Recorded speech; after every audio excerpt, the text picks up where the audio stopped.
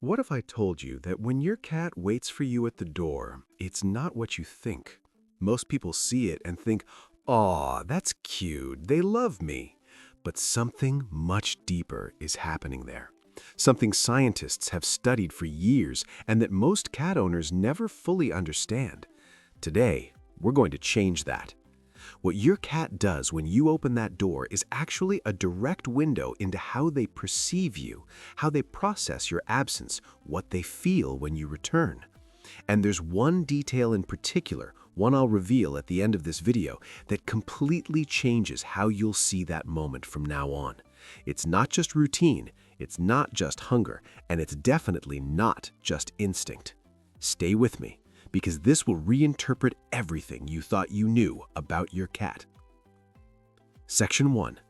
Your cat knows when you're about to arrive before you do. Start with this. Your cat isn't at the door by accident.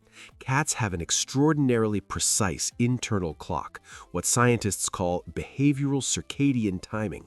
In simple terms, your cat learns the rhythms of your life better than you do.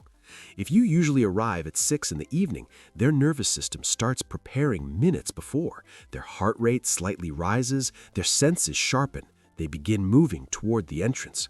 It's not magic, it's that you've been training them for months, maybe years, without realizing it.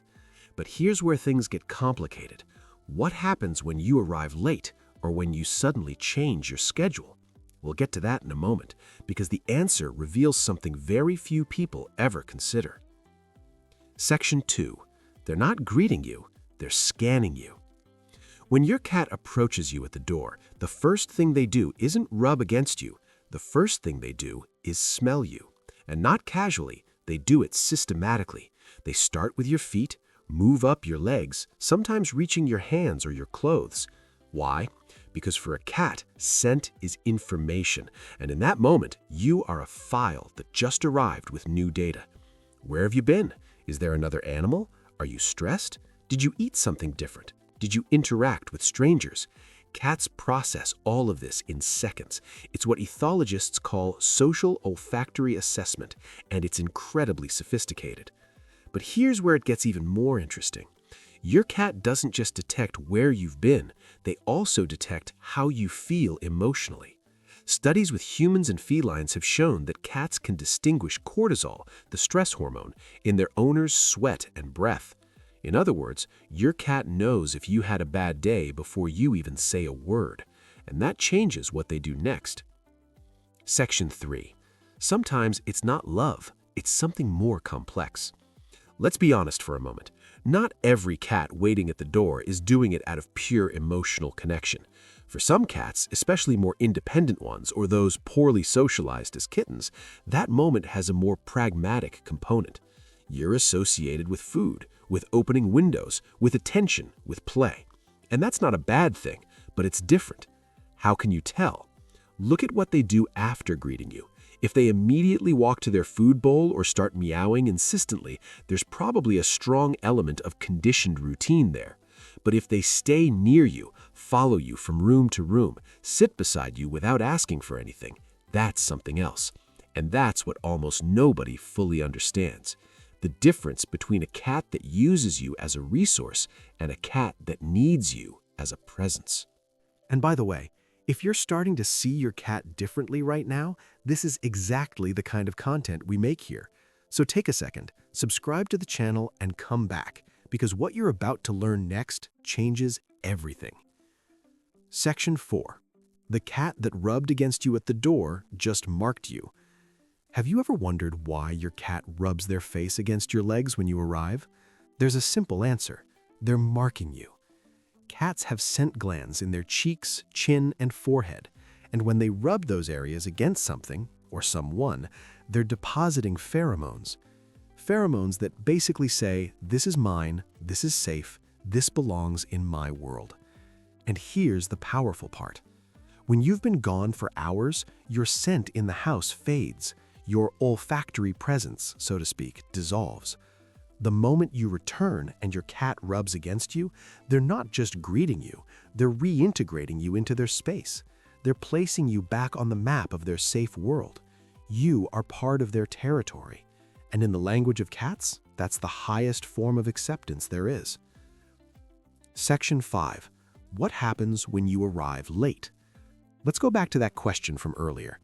Imagine your schedule changes. One day you arrive 2 hours later than usual. Some cats barely react. Others, however, meow differently, seem restless, or even ignore you for a few minutes as a way of processing the disruption. This isn't random. It's a real response to a broken expectation. Cats build mental models of their environment and the people in it. When that model fails, there's a short recalibration period. Ethologists call this a violation of expectation response. And yes, cats experience it. What's fascinating is that this reaction, that small discomfort when you don't show up on time, is evidence of something many denied for years that cats could feel: real attachment. And that brings us to the most important moment of this video. You are their safe place. There's a concept in developmental psychology called a secure base. It's the place, or the person, a living being returns to when the world becomes too much. The anchor point, the source of calm. For decades, people believed cats didn't form that kind of bond, that they were too independent, too cold. But in 2019, a study published in Current Biology by researchers at Oregon State University showed something extraordinary. Cats form attachment bonds with their owners in a way similar to dogs and even human babies. And the clearest proof of that attachment isn't in playtime or naps together. It's in that moment at the door. Because what your cat is doing when you come home is essentially this: verifying that their safe base has returned. It doesn't matter if they slept all day. It doesn't matter if their food bowl is full. There's something in their nervous system that recognizes your absence as a small crack in their world, and your return as the moment that crack closes. You're not just their owner. You're not just the one who feeds them. You are the person who makes their world make sense. Think about that the next time you come home tired, in a rush, wanting to walk past. That cat at the door isn't there out of habit. They're there because you are what they've been waiting for. Cats don't talk. They don't wag their tails like dogs. They don't shout their affection. But they have their own language. And if you learn to listen, you realize they've been telling you something important for years. The next time you open that door and see them there, pause for a second. Don't ignore them. Don't walk straight to the kitchen. Crouch down, let them smell you. Let them mark you. Let them reintegrate you into their world. Because that small moment, the one that lasts 10 seconds, means everything to them. If this changed the way you see your cat, there's someone in your life who has one and needs to hear this. Share the video or save it to watch again the next time you come home. And if you want to keep understanding the silent language of cats, subscribe, because there's much more waiting for you.